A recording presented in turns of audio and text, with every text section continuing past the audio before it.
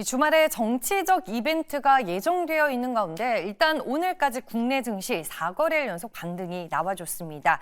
이번 주 국내 증시가 의미 있는 반등을 보여주기는 했는데요. 이 종목들이 과연 다음 주에도 이 기세를 이어갈 수 있을지 주요 특징주들 다음 주 흐름 진단해 보겠습니다. 수상한 종목 고엔스톱 오늘은 이화진 과장과 함께하는 날입니다. 안녕하세요. 네, 안녕하세요. 네, 앞서 이제 제가 주말에 정치적 이슈가 있다라고 말씀을 드렸는데 다음 주 월요일에 이 정치적 이슈에 우리가 집중을 해야 될까요? 아니면은 다른 재료나 이벤트에 좀 집중을 해서 시작을 봐야 될까요? 안 그래도 이런 질문들을 오늘 좀 굉장히 좀 많이 했었는데 네. 물론 이제 어느 정도 탄핵 이제 표결 관련해서 이슈가 해소가 된다라고 하게 되면은 이제 그 다음이 저는 이제 문제인 것 같습니다. 다음 주가 뭐가 있냐면은 BOJ 통화정책회의와 FOMC가 있습니다. 이게 12월 19일이긴 한데 대다수가 금요일입니다. 그러니까 BOJ는 2차 때 이제 그러니까 금요일 정심 때 발표를 할 거고 이제 FOMC는 아마 목요일 이제 금요일 새벽이 되지 않을까 생각을 하고 있는데 왜 지금 갑자기 다시 이게 주목을 받고 있냐면은 어제 또 PPI 발표가 나왔습니다. 결국에는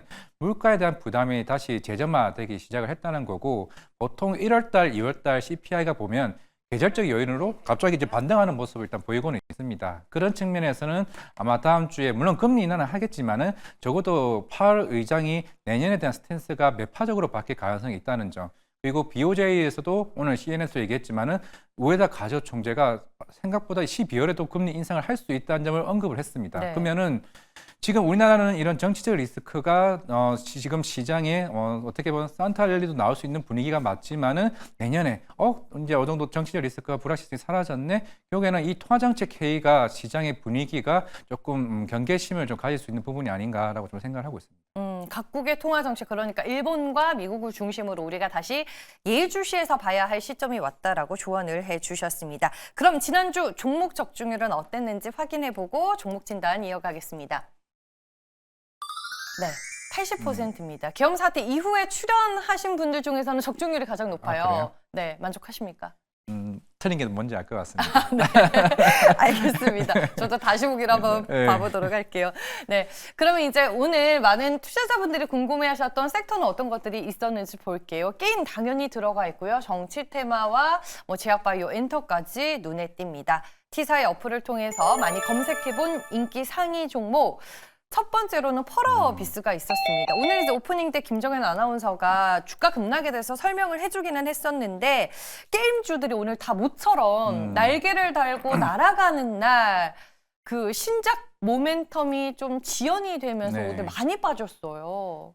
이게 큽니다. 그러니까 네. 우리가 흔히 최근에 NC소프트가 희망퇴직을 받았죠. 대략 한 1,000명인데 내년에 이것만으로도 1,500원 정도의 비용 절감이 생깁니다. 그만큼 게임사들은 R&D 인력 비용이 굉장히 크다는 거죠. 이게 19년도에 처음 지스타에서 이제 붉은 사막이 공개가 됐고 거의 6년입니다. 우리 흔히 시프트 스텔라 블레이드가 한 4년 정도 걸렸는데 그만큼 1년이 지날수록 개발 비용이 굉장히 많이 드는 거죠. 아마 이게 붉은 사막도 제가 작년 3월에 탐방 갔을 때가 거의 1,000억 얘기를 했습니다. 그러면 적어도 2년이 미뤄진다는 건데 그러면 비용 자체가 계속 늘어나고 있는 상황이고 그러면 오늘 왜 급락을 했냐? 그렇죠.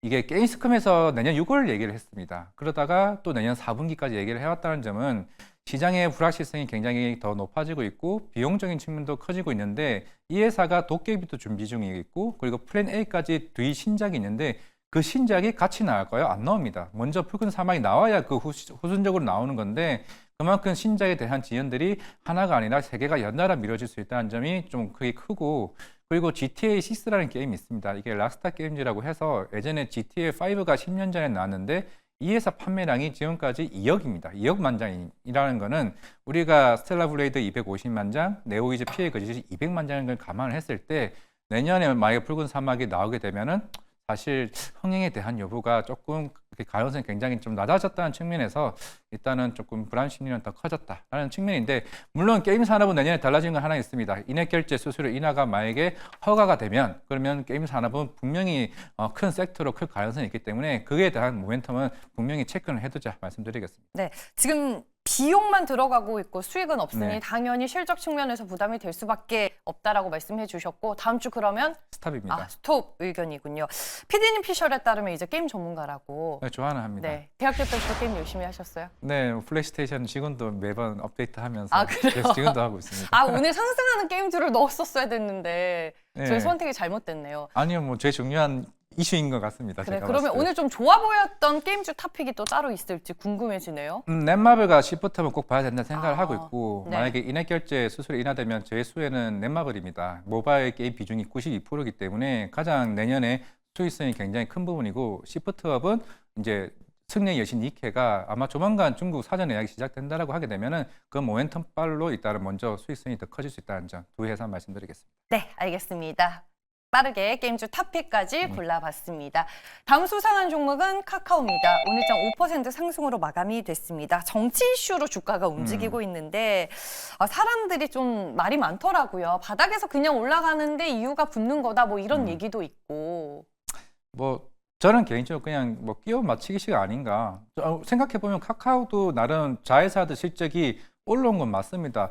이게 3분기 실적 하나씩 뜯어보게 되면 카카오페이, 카카오뱅크, 그리고 카카오 게임즈 하나 둘씩 물론 실적이 추이가 빠르게 올라가는 게 아니라 컨센보다 올라오고 있다는 점이 가늠을 했을 때 실적 개선감이 올라오고 있고 물론 카카오가 최근에 흐름이 좋아진 점이 10월 달에 이프 카카오데이라고 해서 이제 AI 관련 이제 그런 발표를 한번 했습니다. 물론 내년 상반기에 나오긴 하겠지만은 물론 AI 연계 뭐 카나나라고 해서 이제 이걸로 인해서 시너지를 발휘할 수 있는지 물론 네이버는 작년에 하이퍼클러브 X가 나오게 되면서 실제적으로 광고 수익이 긍정적으로 나왔다는 점이 좀 기대가 나올 수가 있는데 카카오 게임즈 아까 뭐 게임즈도 얘기를 했지만은 오늘 또 일론 머스크가 그 관련 게임 얘기를 했습니다. 그러면서 오늘 카카오 게임즈가 급등을 했던 거거든요. 네. 그러면 자회사에 대한 실적 개선과 이제 카카오의 내년 이제 AI 연계 서비스까지 포함하게 되면은 이게 단순하게 뭐 정치적 이양으로 주가가 올라왔다 그것도 있겠지만은 물론 플러스 실적에 대한 기대감도 분명히 좀 포함되지 않았을까라고 생각을 하고 있기 때문에 그거라고 말씀드리겠습니다. 네, 알겠습니다. 다음 주 카카오는 일단 고 예상을 해볼 수 있다라고 말씀을 해주셨네요.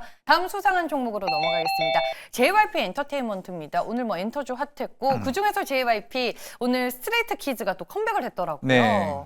뭐 스페셜 앨범 아까 2시에 이제 공개가 된 것 같은데 네. 물론 제일 크죠. 지금 월드 투어도 이미 예약이 꽉 차 있고 추가 고용까지 있는 상황이기 때문에 물론 이제 긍정적인 모습은 맞지만 최근에 워낙 이제 V차 관련된 탈퇴 뭐 이슈도 있는 만큼 항상 지금 매 분기마다 엔터 쪽은 좀 이런 노이즈가 하나 둘씩은 나오고 있는 것 같습니다. 그럼에도 불구하고 오히려 이제 하락 속에 다시 한 번 더 반등이 나왔다는 점은 결국 우리는 그동안 올해 굉장히 힘든 엔터 시절을 보내왔었고 이제 내년부터는 이제 뭐 새로운 신인 아티스트도 키플립 이제 1월 1일자로 이제 데뷔를 앞두고 있고 그리고 트와이스나 이제 있지와 같은 여러 이제 고연차 아티스트들이 내년 1분기, 2분기에 나올 가능성이 굉장히 높기 때문에 거기에 따른 이제 수익성을 좀 보는 게 좀 맞다라고 생각하고 있습니다. 뭐 JYP뿐만 아니라 오늘 또 DOU도 이와 관련된 중국 이슈가 있는 만큼 네. 만약에 이게 한한령이 해제가 된다라고 하게 되면 엔터즈는 여기서 좀 탄력을 충분히 더 받을 수 있는 모멘텀이 있지 않을까라고 좀 생각하고 있습니다. 그래서 다음 주 고. 네, 그거 말씀드리겠습니다. 알겠습니다. JYP 엔터에 대해서 긍정적인 흐름 전망을 해주셨습니다. 다음 종목은 유니슨으로 한번 골라봤습니다. 오늘 해상 전용 10메가와트 풍력 발전기 상용화가 뭐 속도를 내고 있는데 이쪽에서 기술력이 돋보이는 회사가 바로 유니슨이다. 뭐 이런 기사가 있었습니다. 다음 주에도 연속성 있는 주가가 이어질 수 있을까요? 일단은 뭐 해상 풍력 뭐 관련해서 뭐 기존에도 유니스는 8메가와트 이제 수준이었는데 이제 10메가와트 그러니까 태양력이나 이제 풍력 등 대부분의 회사들은 이게 이 전력에 대한 게 그 규모가 더 커지면 커질수록 그만큼 이제 항우에 대한 수익성은 커질 수 있다라고 생각을 하고 있습니다. 그런 측면에서 빠르게 상용화할 수 있는 계획을 잡은 거는 그만큼 10메가와트에 따른 수익성이 하고 기대감이 더 클 수 있는 부분이 아닌가라고 생각을 하고 있습니다. 워낙 최근에 풍력이든 태양력이든 조금 굉장히 주가적인 측면에서는 좀 부진한 모습을 좀 보이긴 했었지만은 오히려 이런 하나 둘씩 부분들이 해소가 된다라고 하게 되면은 유니슨도 물론 워낙 강한 반등은 좀 힘들지 모르겠지만은 좀 단기적으로는 이거는 분명한 이제 모멘텀의 이슈는 좀 맞다라고 좀 생각하고 있기 때문에 보라고 말씀드리겠습니다. 말씀해 주셨다시피 신재생 에너지 섹터가 좀 힘을 많이 잃은 모습인데 그래도 개별 모멘텀이 있는 유닛은 다음 주에 추가적인 상승 흐름은 기대해 볼 수 있다라고 의견을 주셨습니다. 네, 마지막 수상한 종목 고인스톱 셀트리온입니다. 네.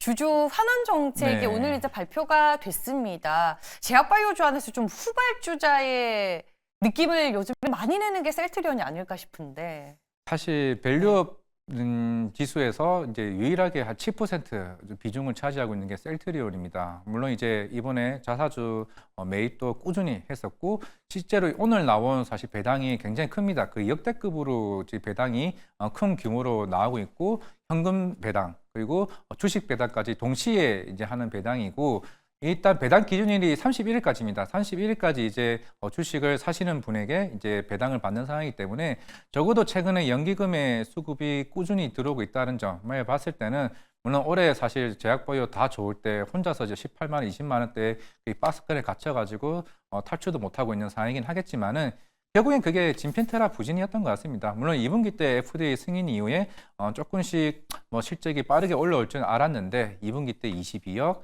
3분기 때 66억 그러니까 4분기 때는 물론 모양새 좀 달라질 수는 있습니다. 왜냐하면은 3분기 때 사보험, 공보험 그 다 등재가 이제 완료가 됐기 때문에 본격적인 이제 영업이 시작되는 게 아마 4분기 때부터 나오지 않을까 생각을 하고 있는데 만약에 내년 가이던스가 달라지고 있다면은 내년에는 바이오시밀러도 좀 괜찮지 않을까라고 생각해서 일단 그건 말씀드리겠습니다. 네, 내년에는 분위기가 조금 더 긍정적으로 달라질 수 있다라고 의견을 주셨고요. 다음 주 당연히 그 의견이겠죠. 셀트리온까지 투자 의견을 들어봤습니다. 나머지 종목은 어떤 고와 스톱을 주셨을까요? 오늘 스톱이 많이 보입니다. 오리엔트 종고, SG 글로벌, 뭐 당연히 정치 테마주는 스톱을 주셨고 비보전제약도 오늘 상한가로 마감이 됐는데 스톱 주셨고 하나에어로스페이스까지 오늘 좀 스톱이 많이 눈에 보이기는 한데 고를 주신 종목 가운데 제일 좋게 보는 베스트 종목은 뭘까요? 셀트리온입니다. 제가 아까 앞에서 얘기 안 한 걸 말씀드리게 되면 일단은 지금 물론 올해 원래 진펜테라가 가이던스가 2,500억입니다. 근데 아까 앞에서 얘기하면 80억밖에 안 되죠. 아마 가이던스까지 충족은 못 시킬 건데 내년에 회사가 보고 있는 게 진펜테라만 1조. 근데 회사에서 이제 그러니까 증권사 이제 애널리스트가 보는 컨센이 한 6천억 정도가 됩니다. 사실 뭐 그것만 해도 충분히 기회가 있을 걸로 보이고 있는데 중요한 거는 내년에 물론 오늘도 나온 게 유럽 쪽에 그 키트루다 관련해서 바이오시밀러 이제 인상 3상 승인이 났습니다. 그 기사 났더라고요. 네, 그것도 나왔죠. 내년에 스텔라라 바이오시밀러, 아일리아 시밀러, 그리고 이제 졸레어 바이오시밀러까지 총 바이오시밀러만 5개 신제품이 출시가 됩니다. 물론 기존의 렌시마 SC나 이제 트루시마나 대다수 이쪽은 이미 계속 꾸준히 올라오고 있습니다. 진펜테라만 이게 숫자만 맞춰주게 되면은 셀트리온은 20만 원이 아니라 25만 원 그 위까지 갈 수 있는 이미 탄력성은 보유하고 있습니다. 내년 가이던스가 5조입니다. 올해가 3.5조고. 그러니까 내년에는 실적으로 이렇게 눈으로 보여주게 되면은 셀트리온은 일단 뭐 적어도 내년 제약바이오 섹터 중에서 적어도 탑5 안에 갈 수 있는 수익률을 좀 보여줄 수 있는 탄력성을 가지고 있습니다. 그런 걸 일단 봤을 때는 셀트리온은 우리가 크게 주목을 해야 되고 조정 환원 정책 이미 해줄 거 다 했고 내년 상반기에는 자사주 소각까지 한 5,400억 정도 남아 있습니다. 일단은 주가가 올릴 준비는 다 돼 있으니까 숫자만 보여주게 된다라고 하게 되면은 우리는 셀트리온은 내년에 꼭 한번 일단은 적어도 정찰병이라도 보내서 지켜보는 게 좀 맞다고 좀 생각하고 있습니다. 네, 앞자리가 달라질 수 있다. 네. 그리고 좀 길게 보자라고 말씀을 해주셨습니다. 상당히 긍정적인 네. 논조로 말씀을 해주셨는데 셀트리온 최근에 탐방 다녀오셨어요? 네, 한 2번 정도 다녀왔고 항상 네. 물론 회사에 여러 조금 저도 강하게 질문 던집니다. 왜 진펜테라 이거밖에 안 나냐라고 얘기를 하면은 결국에는 이제 북미 시장이 당연히 바이오시밀러에서 큰 시장인 건 맞지만은 그만큼 만만한 시장도 아니긴 합니다. 결국에는 과연 여기서 성공하느냐 여부가 결국에는 우리나라 K-바이오의 어떻게 보면은 가장 위상을 보여줄 수 있는 부분이기 때문에 셀트리온이 잘해야 삼바도 잘 되고 우리나라 이제 신약 회사들도 더 클 수 있다라 좀 생각을 하고 있습니다. 네, 알겠습니다. 셀트리온에 대한 투자 포인트들 들어봤습니다. 주말에 계속 뉴스 보고 계시겠네요. 네. 네, 월요일 시장 분위기 좀 어떻게 예상하세요? 물론 이제 아까 정치적 리스크 뭐 말씀도 하셨고 저는 네. 이제 제일 중요한 거는 이제 경기의 성장 뭐 둔화 얘기를 계속 나오고 있지만은 12월 이제 20일도 있겠 다음 주 되면 20일도 있겠지만은 우리가 12월 10일까지 수출 데이터를 봤습니다. 저는 사실 그렇게 좋게는 안 보는 상황이기 때문에 반도체든 자동차든 결국에는 12월 전체적으로 수출 데이터가 본격적으로 나오는 흐름이 나와줘야 전 반도체가 반등을 할 수 있다고 생각을 하고 있습니다. 이미 시장은 안 좋은 거 이미 다 반영을 하고 있고 여기서 정말 숫자 하나라도 뒤바뀜이 나온다고 하게 되면 그 세트에 공략적으로 본격적으로 접근하게 되면은 분명 내년 한국 시장 역으로 오히려 더 우리나라 한국 시장이 더 큰 성장률이 나올 수 있지 않을까 생각을 하고 있습니다. 네, 알겠습니다. 시장 전망까지 저희가 얘기를 들어봤고요. 수상한 종목 고앤스톱 오늘은 IM증권의 이화진 과장과 함께했습니다. 고맙습니다. 네, 감사합니다.